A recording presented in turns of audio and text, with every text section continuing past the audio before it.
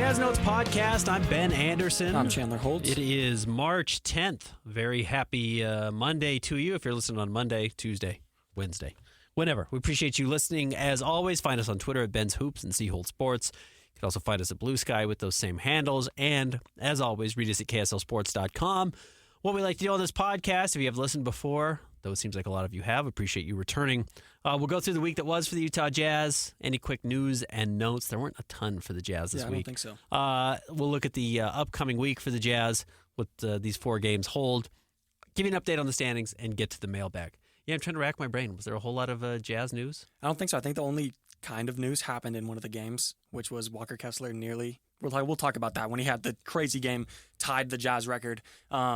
And then I guess also Isaiah Collier is on pace to break John Stockton's rookie assist record. But other than those little stat things, I don't think there was really any weekly news. Yeah, just kind of a meh week from a news standpoint, which is fine. You know, once the Jazz filled out their roster by giving Jaden Springer that guaranteed deal to close the season, they don't have a 15th spot open. Yeah. So they're not going to sign any 10 days. So this is basically what I think the roster is going to look like for the rest of the year. In fact, we know it's going to look like this for the rest of the year, minus somebody randomly getting waived, which I don't expect to happen. All right, you want to look at the last week of games? Yeah. Last week we predicted 1 and 3. Yeah. We were both wrong. Yes. I guess fortunately for the Jazz, it started off with a blowout 134-106 loss to the Pistons, and then a loss to the Wizards, surprising one 125-122 came down to the wire, and then a loss in Toronto 118-109, and then last game loss to Philadelphia 126-122. You know, of those, Detroit was by far the ugliest game and the hardest to watch. Detroit was really good and jumped on the Jazz and played well. Washington, like you said, went down to the wire. Actually, it was a pretty well-played game, even though it, no Jordan Poole, no Lowry Markkanen, no John Collins, no Walker Kessler. But the guys who did play, I thought, played a competitive game. That was a very watchable game. Toronto, maybe less so, a little up and down. I thought last night's game, despite the fact that it was a 4-point game, was bland. Yes. That was a pretty difficult game to watch. But, like you said, the Jazz did what they had to. You look back now, the Jazz were on a 5-game losing streak. If you go back before Detroit, they lost to the Pelicans, which we talked about being the most important loss last week. I think you and I all assumed, or both assumed, that the Jazz would win one of Washington, Toronto, or Philly. Because those are 3 of the 7 worst teams in the NBA. And you put the Pelicans in that mix too. For the Jazz to go 0-4 with those teams, I thought was a big accomplishment if you're trying to improve your draft standings, especially since the All-Star break or going into the All-Star break. They beat the Lakers and then have beat Houston and Minnesota. You had to make up for some of those wins, in all honesty, and they did it with some of the worst teams. And again, the nice thing about those is every loss you get to those teams also counts as a win for them. So Toronto makes up room on the Jazz, though I don't think Toronto was all that close. Philadelphia certainly wasn't close. More interested in Washington and the Pelicans. We talked about the Pelicans a lot last week. So Washington now closing that gap a little bit on the Jazz is interesting. We'll talk about that when we get into the standings. Before we get to that, I already mentioned this. Against the Raptors, Walker Kessler had 18 points, 25 rebounds, and 8 blocks, triple-double watch with blocks, which is insane. He had 18 rebounds in the first half, which is tied Rudy Gobert's record for rebounds and a half. With 18 and a half, the Jazz record for rebounds a game is 28, but he ultimately didn't end up getting there. Another thing I want to point out, Kyle Filipowski in Detroit, 25 points. Washington, 23 points. Against the 76ers, 25 points again. This month, he's averaging 20.4 points, 8.8 rebounds, 54% from the field, 43% from 3. He's really coming into his own, and something I noticed that they said on the Jazz broadcast was that he's a lot more physical, and he's using his body more. He isn't scared to get down and dirty a little bit, and I think that it has really benefited both him and the Jazz. Let me pull up Kyle Filipowski, because I think one of the things that's interesting here is you always have to be a little skeptical of late season stats. Yes, right? True. Kenneth Lofton Jr. looked like an all-star last year and almost had a triple-double for the Jazz. And then you look a little bit closer and you say, oh, well, he had the ball the whole game. That doesn't matter. I'm going to pull up Kyle Filipowski over the last 5 games for the Jazz. And really, we can just look at the last 4, but the last 5, he's been really good. It's like, I kind of think what he's doing is replicable, because it's not like he's catching the ball and dribbling for 45 minutes and then getting off of it and then, getting the ball back and dribbling some more. His usage rate is high. It's at 24%. He's not going to be a 24% usage player for the Jazz, but it's a lot of catch and shoot opportunities. It's a lot of get it and go, drive to the rim, get to the foul line. He's just playing really well, and I think some of what he does actually makes some sense in the big picture. So again, his 24% usage rate Let me see who has the highest on the Jazz overall this season to give you an idea of what that would compare to. 26% Jordan Clarkson has the highest usage rate on the Jazz. Colin Sexton's 26. Keontae George is at 23. John Collins is at 22. Again, just because one guy has a high usage rate doesn't mean somebody else has to. It doesn't add out perfectly to 100%. Yep. It does in, every moment they're on the floor with four other guys, but that's not kind of how it works. If Keontae's getting a 24% usage rate, you could probably get Filipowski up to 18. I mean, he's at 17 on the season. Yeah. Get him up to 20, and it's pretty similar to what he's already doing. Like, he's probably a guy I do want finishing possessions. He's got to get a lot better defensively. True. Especially close to the rim. His understanding of how guys are moving behind when he's in help is really bad. He's got to figure out rotations a little bit more. I think he's a smart guy. I think he can figure that out. I think he'll get better. I like the way he moves his feet on the perimeter for some switchiness, but if he's going to be big, he's going to have to play bigger, especially on the defensive side of the ball because his block numbers are bad and his rim protection numbers are bad. But there's a lot there. That's absolutely going to be a top 15 player from this draft class. I think I said that a bunch of times. I did one mock draft last year. I had him going to Miami, who I think had the 15th or 16th pick. I just had so little doubt that Flip was going to be one of the long-term NBA players to come out of this draft. I have no idea how he fell to the second round. I don't get it at all. I don't care about the thing with his parents. I don't care about the thing with his girlfriend. He's 7 feet tall. He was a top 5 recruit. He lived up to that billing while he was at Duke and has exceeded that in the NBA. You said replicable. I think that's a big thing and something I was thinking about as well. I think I agree with you that almost everything he's doing is replicable going forward, other than maybe the 43% from three over the last 5 games. Yeah, that's not going to happen. Yeah, as long as he's 35%, then the Jazz will absolutely take that. And if he can get higher, that's great. One more thing, Isaiah Collier. Currently, he is at, I want to say, around 347 or something like that assists on the season.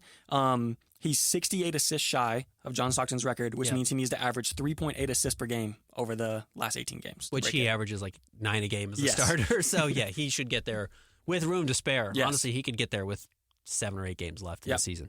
Barring injury, I fully expect him to get there. Yeah, I expect him to break that record, which is a cool record. I Anytime agree. you break John Stockton assist records, even though John didn't start as a rookie, it's a big number. Yeah. Now, he's not going to get there for his career, but, Isaiah's interesting. He's had some up games. He's had some down games. The turnovers are still crazy sometimes. He hasn't had a great game in a while. And even then, it's he had a double-double. Yeah. It's that's pretty good. All right. We'll see. Next week for the Jazz. Starts tonight. They are going to be in Boston and then in Memphis on Wednesday. They're going to host the Raptors on Friday and then be in Minnesota on Sunday. If you are sick of seeing the Jazz resting a lot of their players, we'll see who actually plays tonight. Mm-hmm. The Jazz have listed Lowry Markkanen and John Collins as questionable. Jordan Clarkson's out. Colin Sexton's back. Walker Kessler's back. You're probably going to see the guys this week, Yeah. And if you're the Jazz, and this kind of leads into a mailbag question we'll address later, which is how do you get away with this? It's you got to play your guys enough. And so you play them against Boston. You play them against Memphis, and you say, well, they played. They're still dealing with injury management, so they're going to rest against Toronto on Friday, and that's the right strategy because then it's on the front end of a back-to-back. Or I guess it's not. Sorry, they're in Minnesota on Sunday, but they rest a bunch of guys on Friday at home, which you can do. You can rest guys at home, and then you go on the road and you play them again against an opponent who's going to be better than you are. So, I would expect to see relatively full rosters in at least 2 of these 4 games, and maybe even 3. Yeah. All right, you want to get into standings? Yeah, let's do it. Okay. Really quick to preface this. 3 of the Jazz's 4 games last week were against bottom 7 teams in the NBA, and they came out winless. Yeah. And the reason that's big is because I want to say before that week, they were around 11th or 12th in terms of toughest remaining strength of schedule, and now they're all the way up at 3rd. Yeah. So they're 15-49, 15th in the West, 29th overall. They have a game and a half on the Pelicans. They have half a game on the Hornets, which doesn't really mean much. They have the same amount of wins. And then they're only 1 game behind the Wizards now.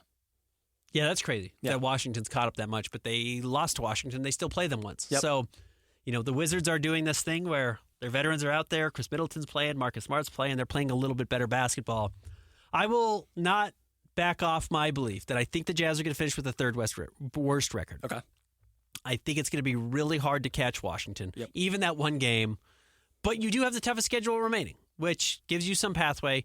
And I still think Charlotte is going to find a way to be truly pathetic down the road where the Jazz are going to beat 1 or 2 teams that fans would say they shouldn't. Yeah. I still think that's probably going to happen, But right now, even you look at ESPN's projected, final standings, they have the Jazz right at 20, which is the second worst in the NBA. In fact, they have the Jazz more likely to get overtaken by the Wizards than they do the Jazz to overtake the Hornets. There's a bigger, their projection is the Jazz will finish with a closer record to Washington than Charlotte, essentially is what I'm trying to say. Yeah. So it's possible, certainly out there, and we'll see if some of these teams win a couple of strange games. The thing that's really tough when looking at trying to project where the Jazz will end up in the standings is when they have all of their players, they're clearly better than all four of these teams. Like, you could argue the Pelicans completely healthy, but they're not even close to being completely healthy because yes, they have guys who are out for the year. Exactly.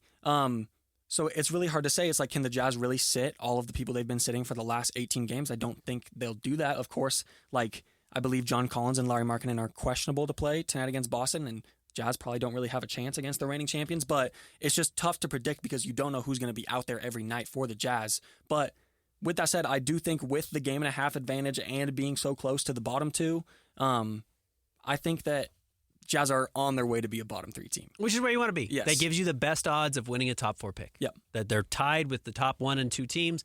And then, of course, the value is you can only fall 4 spots. So if you finish third, you could fall to 7, which stinks. Yeah. If you're at first, you can only fall to 5, which is much better.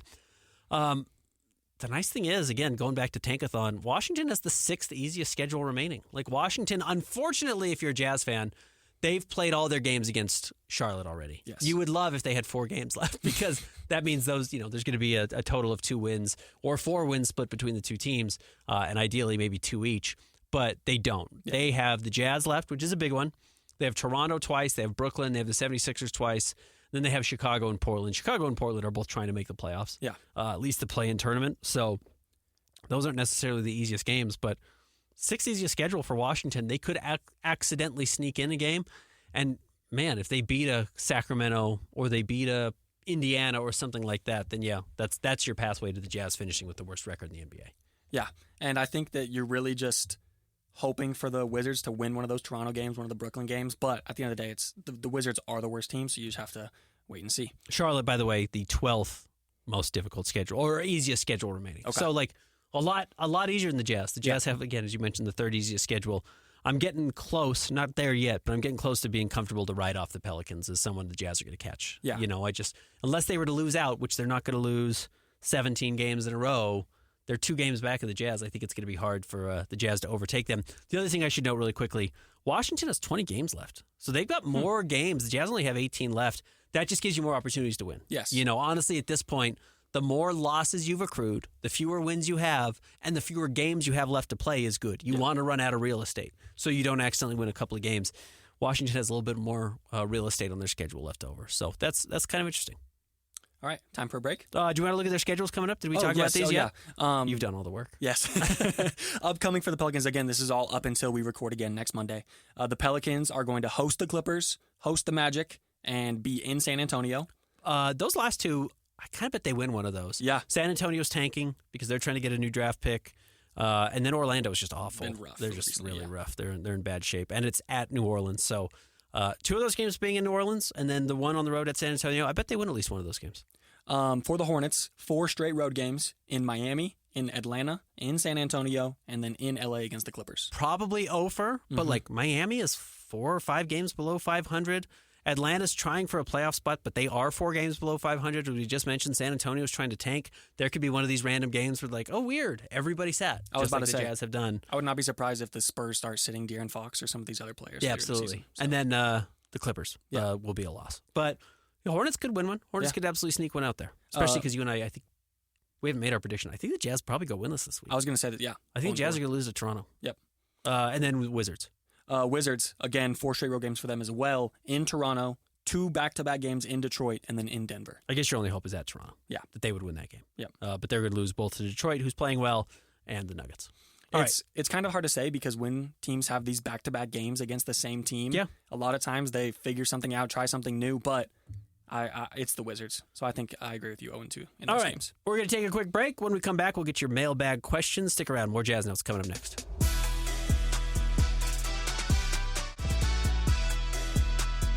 Welcome back to the Jazz Notes podcast. All right, we always like to close the show, or really it's just the second half of the show. It's not closing. Sometimes it's longer than the first half.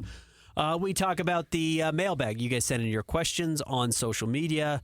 on Twitter or Blue Sky. You can always send them early, which we got a couple today. But also you can respond to my prompt I send out on Monday, usually around 11 o'clock, and reply there, and we will answer your questions. But we like to start with the people who DM early, just to reward you for jumping out in front of us. Yes, first up, DM question from USU The Right Blue. In the Big 12 tournament for championship week, who might the Jazz look at? Yeah, if you're a Utah fan or a BYU fan, you're probably keeping your eyes on this. There really is only one major name in the Big 12, and it's VJ Edgecombe. Yep. And there's a chance like VJ Edgecombe ends up being my second favorite player in this draft. Like, Cooper's the best player in the draft. He does everything. He plays both sides of the ball. Dylan Harper is the second most talented player. In fact, he might be third because Ace Bailey might be the second most talented with his raw shot making. I just love guys like VJ Edgecombe. Yep. Play both sides of the ball. It's like some Dwayne Wade type of stuff there. He's a much better shooter. He's the hope that, like, if you don't get number one or number two, maybe he jumps up out of nowhere and is, awesome and you weren't totally expecting it. I think he could be that type of player. Victor Oladipo comes to mind, and Victor was a pretty good player before all of his injuries. That type of thing, of a guy who could really be a difference maker. And if I'm the Jazz now, and again, you just take the most talented player available, you take the best player available, I got to start thinking defense. Yep. That's why Trey Johnson would scare me if I'm a Jazz fan a little bit. Like, okay, he's an awesome scorer. He's far more efficient than like Isaiah Collier or Keontae George. He comes from Texas, but he's another like high-scoring guard. I'm just like, I don't know, man. I don't know if I want to watch more high-scoring guards who need 15 or 16 shots. The Jazz have some of those guys. I want to see a guy who's just going to like lock down on both sides of the ball, or at least on the defensive side of the ball, and then offer what they offer offensively. So VJ Edgecombe is the guy I would certainly keep an eye on in the Big 12 tournament. And if you're looking for later lottery to maybe even up to like the 20th pick, there is BYU's Yair Demon, yep, and then also Arizona's Carter Bryant. But Jazz are really just keeping their eyes on being one of those top 5 pick players, and in the Big 12 it's just VJ. Yep. All right, next DM question. How are the Jazz getting away with sitting over half their team? This is crazy. I mean, one of the nice things about back injuries is they're hard to prove, but also like these guys played a lot in the first half of the season. The Jazz haven't been doing this since December or November. The Jazz played their guys and still found a way to lose games, and we all figured this would happen. I think when you're not on national TV, I think when you're doing a lot of it at home, and then you have guys who are like, yeah, he's had an injury. He's been dealing with this for a while. There wasn't a moment earlier this year where, John missed a lot of games. Remember, he had the hip injury, and those linger. So it does make it easier to say, like, yeah, this is continued injury management from prior injuries. Now, the rest and stuff, the league certainly frowns upon it. Are they going to be up in arms because somebody in Washington didn't get to see Walker Kessler play? That's probably not what they're most worried about. Yeah. They are worried about, Wednesday night, I think OKC's in Boston. If OKC was like, well, we don't want to tip our hand for a finals matchup, so we're not going to play Shea or Chet or Jalen Williams, J-Dub, then the league gets upset. It's like on national TV, it's a bad look. Yeah. No one really cares. It's the Jazz and the Wizards. Yeah. That's probably ultimately it. All right, next, Blue Sky question from Alex. Considering Cody's bad start, Hendricks' injury, Lakers picks devalued, Cavs and Wolves picks being meh, Spurs and OKC likely future domination, other than Kessler and hope for ping pong ball luck, what do Jazz fans really have to hang their hats on? I mean, that's a lot. Yeah. That's kind of a heavy thing to throw out there. And I would say, like, well, here's a nice thing. Like, Cody and Taylor both come back next year. Yeah. And should be exciting. Like, like I've said it several times on this podcast, broken record, Taylor coming back next year is really exciting. Like, Will Hardy said he's gotten way bigger. I wish we could have watched him this year. I think that would have been fun. I thought he was on a fun trajectory. He's a fun type of player to watch. So I'm excited to see Hendricks come back next year. I'm excited to see Cody next year and see if he gets bigger. Now, what are you hanging your hat on this year? I mean, Isaiah's had a good year. Kyle's had a very good year. They certainly outperformed their draft pick. The Jazz are doing what Jazz fans have wanted for the last 2 years. Like, they're going to get a top 5 pick most likely. There's a chance it falls to 6 or 7, but Jazz are probably headed for a top 5 pick, which will be the most important piece they've added since this rebuild started, maybe outside of Lauri Markkanen. But a way better prospect than Cody, a way better prospect than Taylor, certainly better than Keontae at 16 or Isaiah or Bryce Sensabaugh or Kyle Filipowski or anyone they've acquired in trades, KJ Martin or whatever. So what you're hanging your hat on is that you're going to draft your next face of the franchise, and top 3 or 4 guys in this draft might be good enough to do that. Yeah. They really might be. Like we talked about VJ Edgecombe being an awesome defensive player. Like if the offensive stuff comes on, what's he averaging? Like 16 points a year? Like he's already doing that as a freshman. He's almost at 17 points a game and 3.5 assists. Like he has a chance to be like ridiculously awesome. And Ace Bailey is going to be a big time scorer and probably the center point of an offensive team at some point. Dylan Harper might be the next Cade Cunningham as like kind of the big guard. I don't know if he's not that big, but the big do-it-all guard. And then if you get Cooper, watch out. Like everything changes. So those are all very exciting. And then, you'll see who shows up. Does Kasparis Yakashonis become a big-time player? Or Trey Johnson, who I just poo-pooed a little bit? or Con Knipple? Like, you start getting a little thinner there, but the odds are Jazz aren't drafting one of those guys. Yeah. The Jazz do have a, much higher likelihood that they're talking about one of those first 4 or 5 guys. That's the thing I would hang my hat on. Yeah. In all honesty, I'm not trying to sell you season tickets. I don't particularly care how people want to spend their money, but and yeah, Walker's been awesome too. Like I wrote about that after the 25 rebound game. It's like, the NBA is moving towards having good centers because you do have Victor Wembanyama around and Chet Holmgren around, and honestly, like apparently Nikola Jokic is getting better. 30, 20, and 20 over the weekend. So you need to have a really good center, and the Jazz do. Like, that's not a piece to overlook. That's a huge, huge addition for the Jazz. So, again, the thing I would always just remind people is just like how quickly this thing could come together if you get the right player. Like, the right guy falls into place, and Taylor Hendricks comes back or Cody comes back and is a better player next year, like a much better player, and things really start to click together, I think, pretty quickly for the Jazz. So, I was about to say, like, with the Jazz losing so many games and maybe some players not entirely living up to what Jazz fans may have wanted from them, like Cody Williams, it's easy to get down on yourself, especially when the results aren't there. But that's kind of the point. The young players are working through the bad results and learning every single game, and specifically looking at players like Keontae George and Bryce Sensabaugh, like shot-creating young guards. They almost never do well in their first years in the NBA. It takes them a while. So, yeah, it's just... It sucks that it has to be a long process, but the Jazz have drafted 6 players in the last 2 drafts, and they're on pace to get a top 3, top 5 guy in the next one. Yeah. You just have to be optimistic, I feel like. Yeah, it's the process. Yeah. The process stinks. It's not fun, but this is how you do it. Yep. Yeah, I don't know what to tell you. Yeah, this is how you do it. All right, now to the extra replies. First up from Craig. How do the Jazz keep players happy who want to play but are asked to sit due to tanking? How does this impact the player's value for their next contract, like Colin Sexton and John Collins? I don't think it does that much. There is some kind of belief still, I think, from people around that you can't win with John Collins and Colin Sexton. Mm-hmm. And I guess it's possible that that's true. Like, we haven't seen them win a whole lot. But, the Jazz were 500 last year through the first half of the season until they shut it down at the trade deadline. And Colin, going back to his first year at the Jazz, they were 500 going into the trade deadline and shut it down. So I think smart teams recognize, like, Colin's a different player than he was early on. And, teams listen to what other coaches say about their players, and they can cut through the fluff. They recognize when someone's trying to sell them a broken product. If you hear Will Hardy talk about Colin Sexton, you recognize, like, how good he actually has been. And you look at his numbers and you realize, we could use a guard who shoots 40% from 3 and is pretty consistent and came in and wreaked havoc on our young players because he played really hard for 30 minutes. I don't think that actually changes a whole lot, to be honest with you.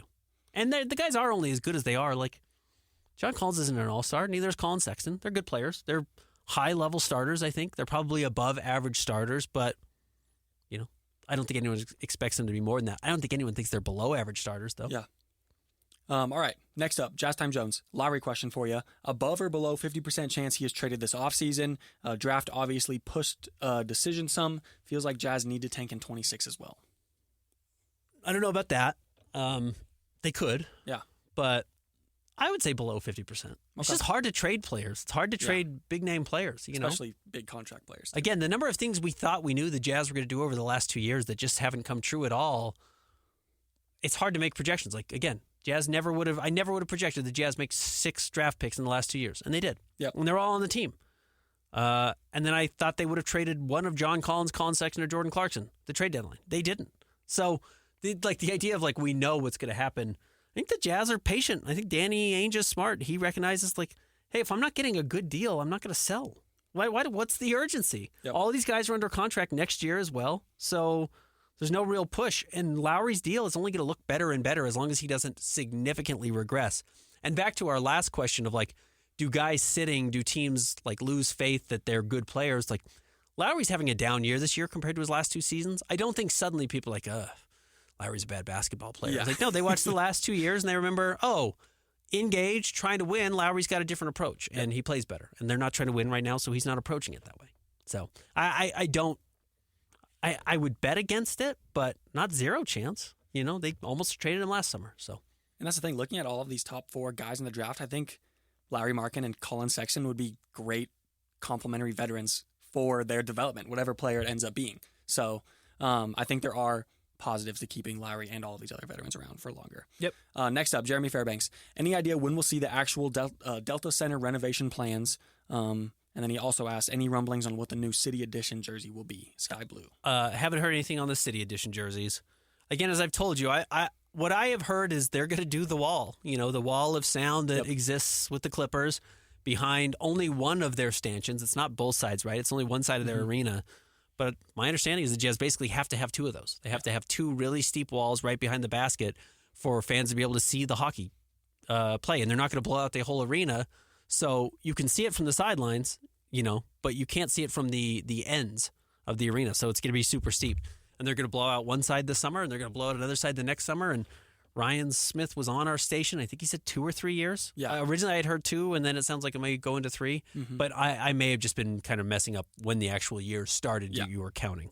So, but they're excited about it. There's a lot going on. Like they have moved a lot of their business people on the basketball side have been moved out to Southtown. Remember so Ryan Smith bought Southtown Mall. With the idea that would be a good fallback to build the arena. Yeah. And I bet if he had his druthers and people weren't attached to having the team in downtown Salt Lake City, probably would have loved to have it out there. Yeah. Like it's a blank canvas. That's a lot easier than like if you're a tattoo artist, a cover-up is really hard. A blank skin is really easy to put a new tattoo on, but that's not what the Delta Center is. That's not what downtown is. You have to work with what's already existing there and incorporate it. So that's going to be a little bit more difficult, but like they've started to move the business side out there. I would expect eventually the practice facility is going to move off of 3rd West and 13th South and go over to Southtown as well. So a lot of this stuff changes quickly. What I would trust is that's like what Ryan has done the best. Yeah. Ryan's a really good infrastructure owner. Like there was rumors he wanted to move the team out south, and then he got a deal done with the downtown area, and everyone backed it, and they're going to do well. He didn't build the Zions basketball campus. That was the Millers. But he took it over and he added things to it and made it nice, and people really liked it. Like he is good at that type of stuff. He's good at getting buildings built and teams moved out of states and into new states really quickly. He will figure that stuff out. So I have no doubt the arena will look nice. We've gotten asked about the potential sky blue City jerseys a couple times now. So I want to ask you, of course you said no rumblings on it, but do you think it would look good? Would you like a sky blue jersey? Well, here's the thing. They've got a black jersey, right? And they've got a white jersey. I guess they've got the purple mountain jersey. So that would make sense. It would be sky blue would be their 4th alternate. Yeah. Sure. Yeah, I mean, I don't mind the blue. I know some people are like, oh, no, only North Carolina gets to wear that color. I like the old Darren Williams, Kyle Korver, Gordon Gierczek era. True. I know those two were traded for each other. They didn't play together, but era sky blue jerseys when a lot of people hated them. So I didn't mind those at all either. So yeah, it'll be fine. Okay. Yeah. Next up from Jazz Time Jones. If Jazz... I like the black and yellow jerseys though, so don't listen to me. Everyone hated those. You know, I hated the white jersey. It's the only one they still wear. Yeah. So I like the black and the yellow. Jazz Time Jones. If the Jazz get Cooper Flag, do they tank again in 26? It gives you a reason to, because you can just lean into Cooper all the way. But also at some point you're just like, maybe you just, again, what like...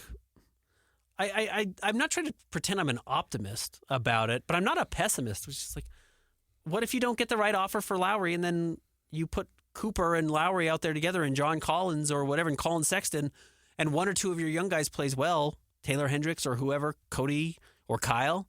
It's like, oh, you've got the makings of a really good team that's 7 players. And then like if you're good enough, the problem again, we've talked about this a lot, is that you owe your draft pick to OKC. Yeah. So if you're going to be the 10th worst team in the NBA, be 3rd. Be the 3rd worst team and get another high pick and get Cam Boozer to play with him for the rest of your life. If a trade presents itself where you can be the 5th best team in the West, which, by the way, these things come together really quickly now. Look at where the Oklahoma City Thunder are. Look at where the Houston Rockets are. Look at how quickly, like the Lakers traded for Luka. That shifted their perspective. but they were a playing tournament last year, right? Or whatever it was, and now they add a player and they're the second best team in the West. Like, I think we're seeing more volatility in the market than ever before. So I don't think you have to plan for next year right now. Yeah. And if you get Cooper, I'd still play it out and still see what the summer offer. I think it's a win-win. You know, if you want to trade everybody and start over, you can, and get another high draft pick and tank again and just let Cooper go wild and wow everybody and try and win the second Rookie of the Year in Jazz history. Great. If you just want to keep it together, I think that's fine too. Yeah. In all honesty. All right. Last question. I wish I had more answers for you. We also have a Blue Sky question, but go ahead. Okay. From Trevor Webb, who is your personal favorite Jazz player you've covered in the last 10 years? I love Jordan. I really have loved covering Jordan Clarkson. He's cool. He's funny. He's playful. He's a good interview. Yeah. He's been insightful. He's fun to watch. Like, you can get into the analytics of Jordan Clarkson and the inconsistencies of Jordan Clarkson. Like, very few people have ever gotten the Jazz crowd on their feet as much as Jordan Clarkson, and hitting big shots and crazy shots and having big games out of nowhere and getting red hot. I think those types of players are fun to watch. And when I try to just focus on the fun part of basketball, because I am still a huge basketball fan, like, seeing those guys who go on heaters is really fun. Mm-hmm. That's a fun thing to do. And Jordan Clarkson can get on a heater as well as anybody, you know? So Jordan will be at the top of the Mount Rushmore for me, regardless of if we ever see him playing a Jazz uniform again. And we might not, as far as like favorite players I have covered. Again, that's how long I've been doing this, 11 or 12 years now. So I can't remember if was he here 11 years ago now. Probably not. Like, I loved Marvin Williams. Mm-hmm. He was just a cool player. I loved Randy Foye. I don't think it's been 10 years since he's been here. Rudy and Donovan were really cool. Yeah. Like, those are really good players and fun to watch and interesting to watch their trajectory. And, you know, Boyan was great. Boyan was a really fun player to cover as well. And Mike Conley's the nicest guy in the world. Like, there's a lot of different fun things to cover. Richard Jefferson was fun to cover. So the Jazz make a point to bring in mostly good guys, and they've been mostly fun guys to cover. Colin's interesting. Like, I hate to leave anyone off. Lowry and I were talking about playing Gran Turismo 7 the other day. You know, like, there's fun things that go on with all of these guys. They all have their quirks and funny authenticities, and I like watching players overcome adversity and, you know, figuring out what they do wrong one year and how they get better the next. I think Cody's super interesting. He's really quiet, but Cody's interesting. Walker having an awesome rookie season, a terrible sophomore year, and a great third year, and his like whole life coming together is fun. Yeah. Like, it's a fun thing to watch a young person to experience. And as I'm like an older guy now, compared to what I used to be when I came to the league, I have a better appreciation of like, oh, these are young kids. Yeah. Again, a lot of these guys are closer to my son's age, who's 12, than they are my age. Almost all of them are. And that's a weird feeling, you know? So you start appreciating them a little bit differently. So, but Jordan, I would, you know, in default, Jordan. Okay. Like, Jordan and I have talked about movies and tattoos of horror characters that he has and all kinds of stuff. And, you know, we bet on things at the All-Star game, which I probably shouldn't have done, but were funny, you know, then he was really enjoyable to talk to. So I'll always be a fan of Jordan Clarkson. All right, you said one more Blue Sky question? David Marshall. Should I renew my season tickets? If so, tell me why. So he's thinking about Sarah's article. He's talking about Sarah Todd's article in the Des News. They basically said the plan for the Jazz is to tank in 2026. And I've heard somewhat similar things. Again, I would tell you, Danny Ainge's plan was to draft Kevin Durant with the Celtics, and it didn't work in 2007. And then in 2008, they won the championship. Yep. So they had the second or third worst record in the league. Their plan was to win the lottery. When it didn't happen and they drafted Jeff Green, they traded him for Ray Allen. They traded Al Jefferson and Ryan Gomes for Kevin Durant. And then they had Paul Pierce on the lineup still. And they're like, oh, what if we just win a championship? And they did. Yep. So Danny Ainge can have a plan and say, like, I think there's a 40% chance of this happening. It's like the lottery. It's a 40% chance the Jazz are going to tank again in 2026 until somebody calls the Jazz and makes a crazy trade. Like, that's the only reason I'm just not willing to commit to anything. Like I said, it's volatile. The league is volatile. Luka got traded. Donovan and Rudy got traded. Guys get moved. Did anyone think Karl-Anthony Towns was going to get traded to the Knicks the week before the season started? No. So I just am unwilling to absolutely commit to knowing what the Jazz are going to look like even 4 months from now or 5 months from now, much less October when the season starts. I'm going to build off of this with one more question that just came in from King Gold Chains. As a Jazz reporter with the next 2 years of tanking ahead of us, with this front office, do you think they will put themselves in position to eventually contend through the draft and acquisitions like OKC did. I mean, do I think they'll put themselves in a position to contend? Yes. Yeah. They've got all these assets. At some point, they're going to spend them with the chance to get better. And that's to address a prior question from Blue Sky. I think it was Alex, who was just like, what do we have to hang your hat on as a Jazz fan? It's like you have 1,000 assets. You've got a bunch of young players. You're going to have all the salary cap space in the world. You're going to get a top 5 player. Like, actually, you have everything to hang your hat on. You just haven't, like, realized any of it yet. And it's okay to be down on Cody or Bryce or Keontae or whatever and say, like, oh, well, that guy hasn't turned out. It's like, yeah, Bryce Sensabaugh was the 28th pick in the draft. You're right. He didn't turn into the face of the franchise. And Keontae was the 16th pick of the draft. Like, he didn't turn into the face of the franchise either. And maybe the problem was that the Jazz made it look like that was going to be the case his rookie year when he was getting all these opportunities, and he hasn't lived up to that. But, like, realistically, that was never the expectation. And then the 2 guys who you wanted to, because they were top 10 picks, Taylor's hardly played, and Cody is physically unable. Like, he's just not there yet. So that delay has made it difficult. I promise I understand all the difficulties Jazz fans have had. I really do. You have so many unspent assets so far, not even addressing like what the Jazz would get back for a Lowry Markkanen, like Eric Pincus earlier, who covers the NBA, laid out a hypothetical trade with the Jazz, the Suns, and the Rockets. And basically the Jazz would get Jabari Smith Jr., Reed Shepherd, who was the number 2 or number 3 overall pick in last year's draft, and Cam Whitmore, which Jazz fans have been wanting Cam Whitmore since draft night, and like, you know, a $20 million trade exception and a draft pick, like 1 draft pick. Mm-hmm. Like that could happen so easily, and then it's like all these young players that might be good still. You just never know. It's the Jazz just have all this unspent money. Yeah, you just don't know. Like, it's like you haven't passed Christmas morning yet. You don't know what presents you've opened, and I think that's hard for Jazz fans to realize because we're 2 years into this rebuild of this team. It's like, no, man, the presents are still getting wrapped. Like, you don't even know what's in Santa's sleigh yet. Like, in all honesty, you've put together your list. You want Cooper Flagg. You wanted to win Victor Wembanyama. You wanted whatever, and it hasn't played out yet. But it's like, that's the truth. It just hasn't played out yet. Most of these are unspent. You've made a couple of draft picks, usually almost exclusively really low-value draft picks, not high-value draft picks that you've spent so far. So, or high-value assets a la trading, you know, Lowry Markkanen or your best player. So I get the impatience. I do. I understand that your patience level does not match that of Danny Ainge, who's got one of the better patience levels of anybody who's ever lived. He's willing to just sit it out and sit it out and sit it out until he strikes. But it's going to be okay. Yeah. Like, I promise you, it's going to be fine. I just, I don't know what it looks like. The Jazz don't know exactly what it looks like. They just trust that when the opportunity presents itself, they will know when to strike. And Danny Ainge has a good history of that. And going back to the young players, again, this is going to be a broken record thing, but at no point were the Jazz, or anyone for that matter, expecting them to draft 6 All-Stars with 6 picks.